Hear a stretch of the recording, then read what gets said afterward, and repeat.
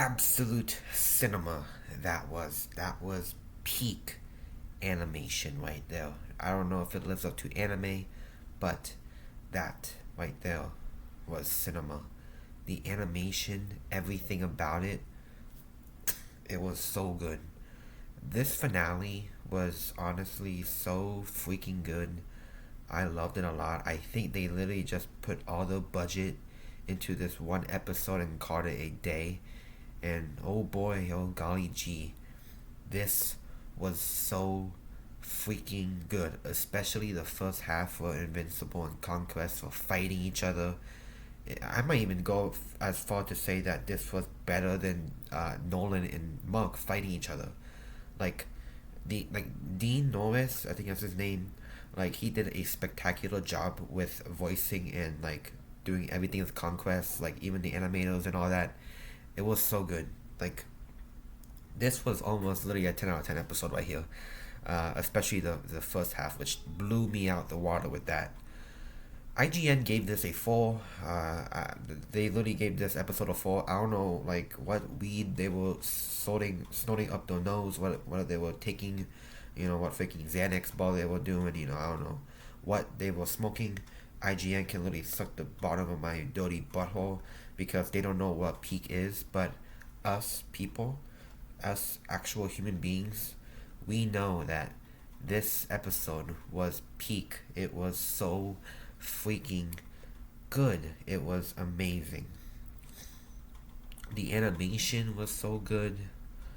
The voice acting, it was literally so good. I don't even know what else to say. I'm literally gonna be thinking about this for probably a long time. The whole Conquest thing. I really like Conquest. Obviously, the way he's just so cocky. He might even be more cockier than Nolan. Like he's probably just so much cocky. Than like every time, you know, him. Every time that he fights Invincible, he's always just talking smack. Like he's teaching him how to fight. Like, oh, you're such a good boy. Keep doing that. Oh man, you can do this. Oh, do that. And he just keeps talking and being so much cocky. Like he's, I'm not even going hard. Like Norris does it so good. He plays it perfectly. It is. I love the freaking fight. I love how, you know, every time they fight, it makes like a freaking supernova. I like how every time they fight, they break through buildings. They even like do, he even does the thing that Nolan did a long time ago. But I feel like he does it way much better. Instead of just freaking destroying Chicago, he destroys so much other places. Like he goes to like a different city. He goes across rivers. He freaking takes Monk by the freaking chocolate. Yeah, like absolute cinema. This episode was like holy crap. Like that's all I can say about this. It was so good. Like the fight was so good. Like oh my god. And then every time like it's like Monk as himself. So like he knows like he gets madder and madder and madder. The saliva coming out of it, like it's good. Like he just kept going. Like even if Conquest freaking destroys his kneecaps, he's like, nah, bro, I'm gonna be freaking doing this, doing that. He just keeps going. He's so mad. He's like, oh yeah, man. And then even when he destroys his freaking two hands, he does no. He's like he just keeps going like a freaking Kano, just using his hand and freaking destroys this guy because Conquest is a very powerful character. He is.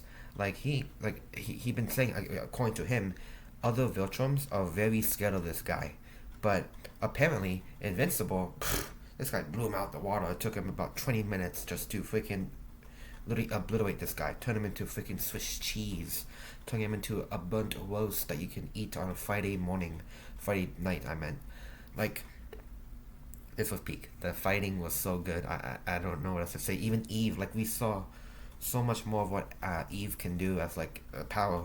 Like my dad and I, we literally been conspiracizing about literally everything about this episode for about 20 minutes straight, and we're trying to think like, what if Eve is actually probably the most powerful creature in the universe, and we don't know that because she's being held back by the blockers that she has. Like wow, like it was so good. Like we didn't see Nolan at all, which was kind of sad.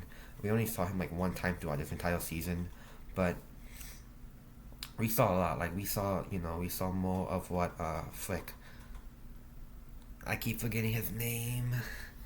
Oh no, I lost his name, the purple kid. I forgot. Oh no, I forgot his name. Jeez, I'm so stupid. I don't know why I'm so bad at names. Hold on. It was Oliver. I'm sorry. I don't know what happened. I just forgot his name over, so you just freaking wiped out my memory.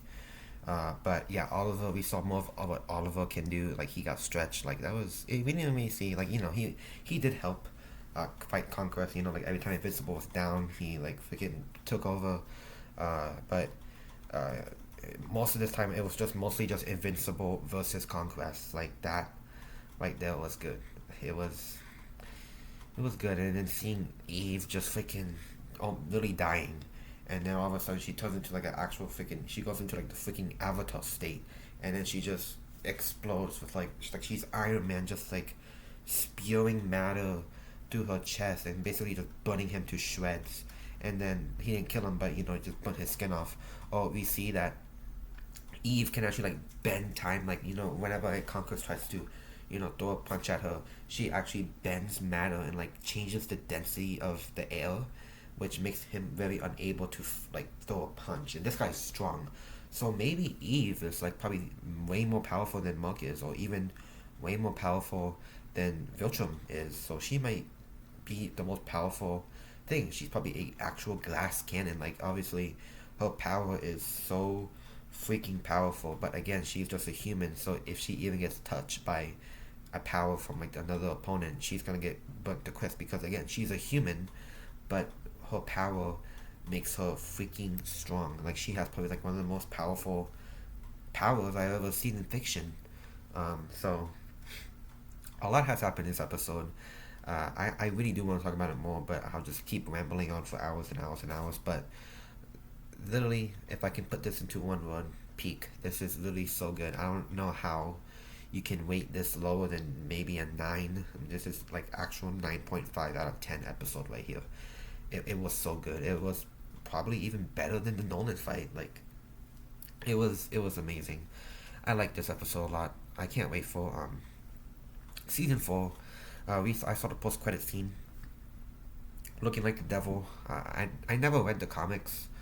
I'm not a guy who watches it. I never read the comics. I don't know like what's going on. I prefer not to read the comics. The only time I ever saw a glimpse of a comic was Dan Dan or Dan Dan, and that was just me because I was so curious about how blown away I was from that anime.